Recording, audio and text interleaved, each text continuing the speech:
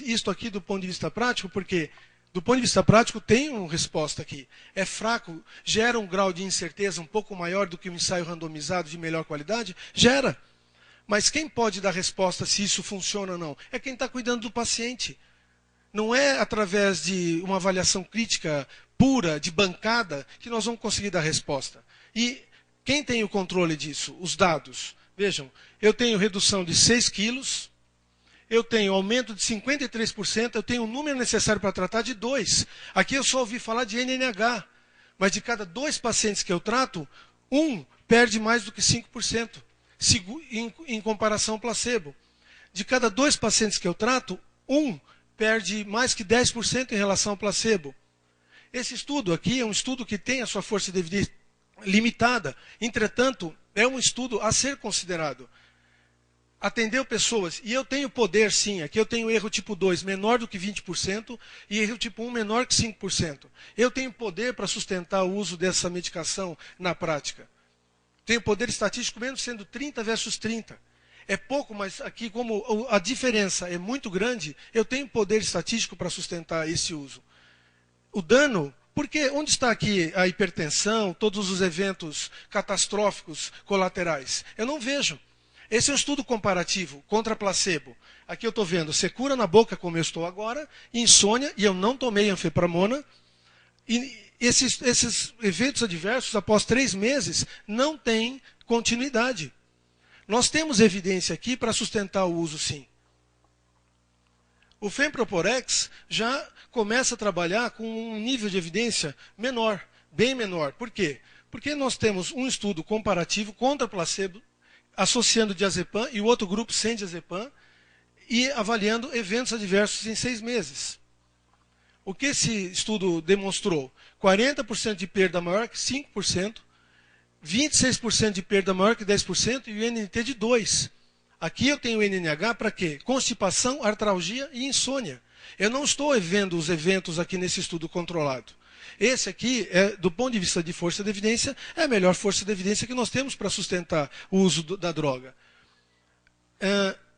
O Mazindol, através de agregar estudos de força de evidência semelhante à meta-análise que foi apresentada hoje da sibutramina, porque se vocês forem olhar, todos aqueles estudos são classificados como 2B, porque nenhum deles individualmente tem poder de sustentar os seus resultados. Aqui também, essa meta-análise ela agregou 13 trabalhos, todos 2B, por isso ela é classificada como 2A. E efetivamente, depois, se vocês quiserem, eu mostro os estudos para vocês. Aqui, 1 a 3 miligramas por dia, uma comparação contra placebo e perda de peso de 12 semanas. Qual é o defeito dessa meta-análise? O defeito dessa meta-análise é que ela foi, do ponto de vista de estruturação, considerada uma revisão narrativa. É uma revisão narrativa, mas os estudos aqui utilizados e agregados, eles têm força de evidência individual fraca, tão fraca quanto os outros estudos que agregaram para a sibutramina. O grande motivo, o tamanho da amostra. O Mazindol, ele então me dá, através desse estudo, e vejam, os mesmos eventos adversos nos estudos controlados, os mesmos. Eu não estou aqui usando série de casos, porque se eu fosse usar série de casos, também usaria para recomendar o uso dessas drogas. A diretriz da MB, humildemente, ela tentou simplesmente dar opções de benefício, opções de tratamento. Aqui não há uma defesa de drogas. Aqui há estabelecido um relacionamento médico-paciente. Opções para o médico e para o seu paciente terem no uso diário. É essa a questão. Essa, na verdade, é a questão aqui. Não se está falando de drogas, está se falando de atendimento médico-paciente. E dá para lidar com a evidência da mesma maneira. O dano superestimado da diretriz, falando de hipertensão arterial, doença cardiovascular, distúrbios psiquiátricos, isso é um mito. Eu perguntei para eles, de onde veio esse mito que está na bula desde o início dessas medicações? Ele advém de relatos e séries de casos. Relatos e séries de casos que estão dando sustentação para esse tipo de evento adverso. Mito, porque não tem nenhum estudo comprovado. Hipótese, porque não tem nenhum estudo comprovando uso de medicação e não uso, segmento ao longo do tempo e eventos adversos. Como hoje foi dito de manhã. Hipótese. Para finalizar, eu tenho mais um minuto? Um minuto? Obrigado. Nós entendemos que quando nós vamos fazer diretriz, quando nós vamos escrever um texto, nós não estamos fazendo uma avaliação metodológica, sistemática ou não da literatura. Nós estamos falando disso daqui, olha. Nós estamos falando do que muitos países fazem há muitos anos. Falar o que faz, como faz, para quem deve fazer e por que deve fazer. Isto tem que ser generalizado. Isso não pode ficar restrito a um momento, a uma situação que é irreversível, porque esta situação é irreversível. Esta agência tem que dar uma resposta à comunidade. A agência tem uma postura e ela não tem como reverter essa postura. Mas, então, entendamos o seguinte, também é irreversível uma abordagem de tudo que está sendo feito no país inadequadamente. O uso de omeprazol. Hoje, o omeprazol é a medicação mais prescrita em hospital, sem necessidade. Calculamos que um hospital de 100 leitos, ele economizaria cerca de R$500 mil ao ano se ele parasse de prescrever omeprazol de maneira imprópria. O omeprazol é barato, não faz mal, então deixa prescrever. Biológicos, como eu já disse, e tantas outras intervenções. Por isso, quando eu penso que nós estamos juntos aqui com uma mudança de paradigma de abordagem, de medicações, próteses, procedimentos, efetivamente, é porque vocês estão decididos a mudar o conceito de equidade no país. E aí, eu também não vou entender coisas do tipo sistema privado e sistema público. Eu também não vou entender várias outras questões que não são fórum de discussão, mas que são importantes de serem trazidas no momento que vocês tomarem decisões. Porque, efetivamente, nós temos que ser coerentes. Eu preciso ter um país onde eu falo o que eu faço para tudo, como eu faço, para quem eu tenho que fazer e por que eu tenho que fazer. Porque aí todo mundo tem que se incluir aqui dentro dessa nossa lista. Eu não posso negar a quem tem indicação, efetivamente porque eu não consigo controlar quem não tem indicação. Eu gostaria de agradecer a oportunidade, mais uma vez, de estar tentando colaborar com vocês. Obrigado.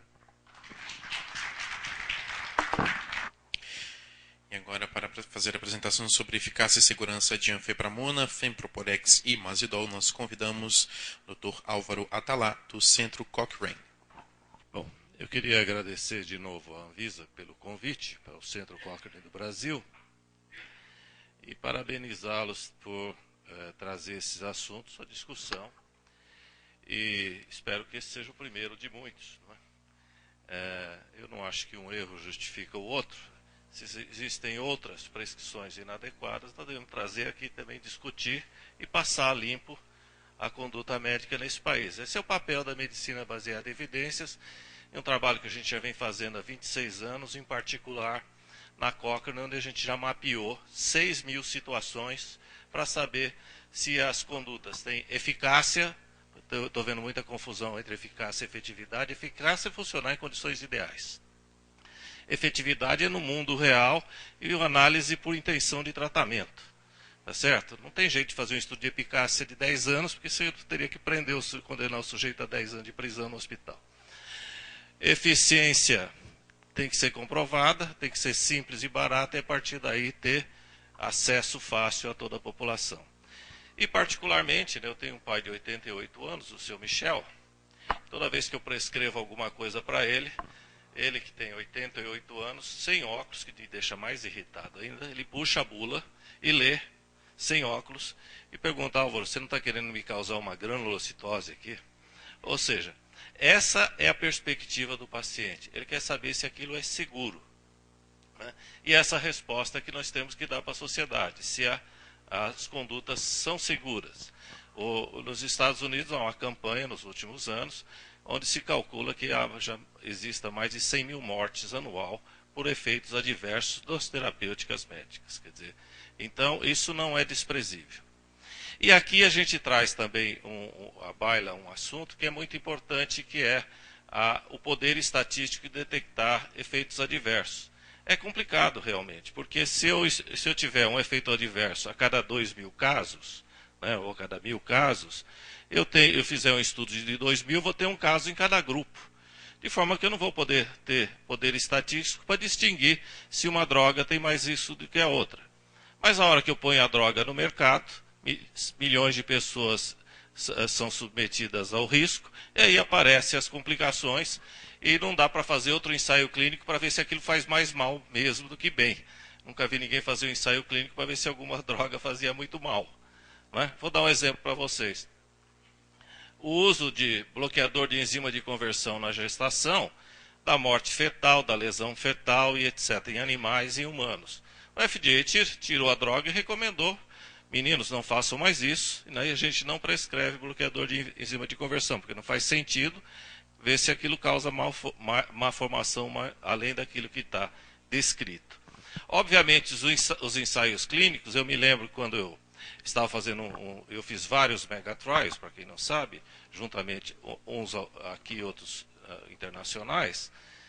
Um que nós estávamos fazendo no Brasil para uso de aspirina, se verificou, ao mesmo tempo estava se fazendo outro nos Estados Unidos, se verificou 5 casos de descolamento prematuro de placenta. Não é? E o pessoal ficou apavorado e queria parar o ensaio clínico americano. Juntaram os dados do nosso estudo aqui, que tinha 1000 casos, mais 6.000 naquela época que havia na Inglaterra, somaram tudo e viram que era casual e simplesmente continuaram o ensaio clínico.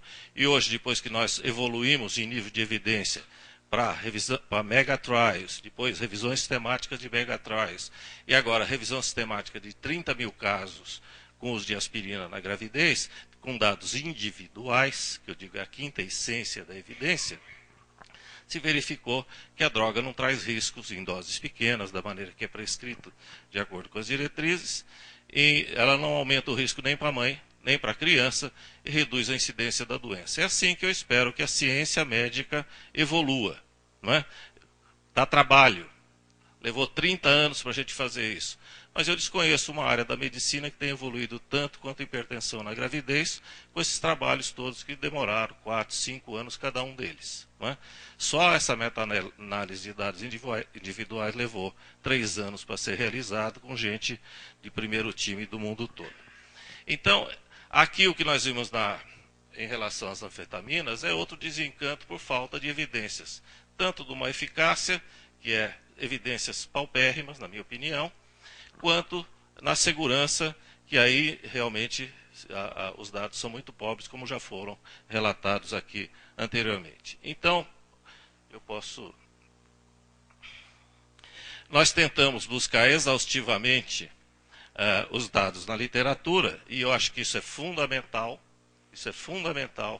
né? A Cochrane tem um sistema de desenvolvimento de estratégia de busca que já tem mais de 20 anos, a Cochrane faz 20 anos agora, mas esse processo começou anteriormente em Oxford, aproximadamente em 1974. Né? Tem um grupo de metodologia que só estuda isso, e eu tenho 4 bibliotecárias na Cochrane com treinamento em medicina baseada em evidências para fazer essas buscas. Então isso é fundamental. Ok. Então, a ideia era ver o que a gente poderia encontrar com anfepramona, com fenproporex e com mazindol. E a gente respeita aqui que a terapia pode ser útil no tratamento de pacientes com sobrepeso, obesidade, juntamente com dieta, exercício e modificação do comportamento, óbvio. A decisão de iniciar a terapia medicamentosa em indivíduos com excesso de peso deve ser feita somente após avaliação cuidadosa dos riscos e benefícios. O objetivo ideal é o retorno ao peso normal, mas isso é irreal. E o sucesso pode ser medido pelo grau de perda. Né? Perdas de 5 a 10%, né?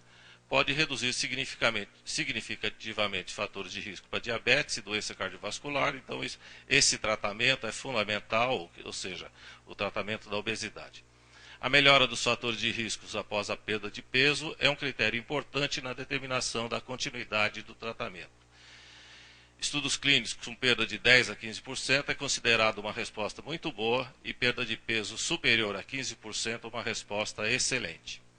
Esse grau de perda de peso deve ter benefício substancial, incluindo redução da pressão, da hiperglicemia e de uma série de outros efeitos adversos da obesidade. A duração máxima dos tratamentos, de acordo com estudos publicados, é de 2 anos para a subvitamina. Agora já nós temos Scott, que tem um tempo de 3 anos, 3,4 anos, e 4 anos para a Orlistat. A terapia medicamentosa não cura a obesidade. Os obesos tratados com medicamento devem ser orientados quando o efeito terapêutico